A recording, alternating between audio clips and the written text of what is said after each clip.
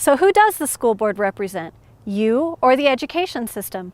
That's what this election is all about. For the last 4 years, my answer has been unwaveringly, the board should represent you. The education bureaucracy wants one of their own in that seat instead. We, the people, created the system, and we elect school board members to oversee its operation. So the choice is yours. Look, as long as you and I stay out of the way, the education system, out of necessity, makes all the decisions for itself.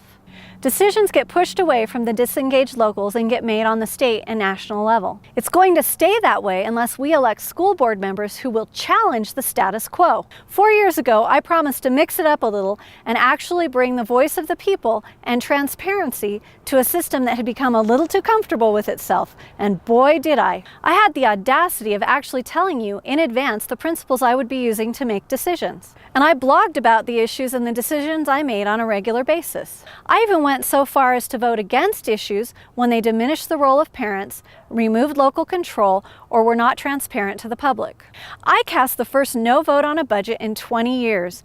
Imagine that, 2 decades of a school board rubber stamping whatever was asked for. Big Ed sees a challenge to the local rubber stamp, and that is what this election is all about. You have a wonderful, clear choice with a stark contrast between 2 perspectives on the role of the school board. And I have a great opponent to illustrate the other side of the coin. My opponent is the wife of an Alpine School District administrator and is endorsed by the Alpine Educators Association. As such, she clearly can be relied on to work hand in glove with the system. But do we want an insider? No, we want a representative who will ask, is this policy something our parents and community want? And if it's not, we want someone who will boldly challenge it, regardless of the source. Keeping education local means proactive local school boards making the real decisions and protecting the community from big education interests with agendas different than our own. Local boards need to stand up for themselves and the people they represent.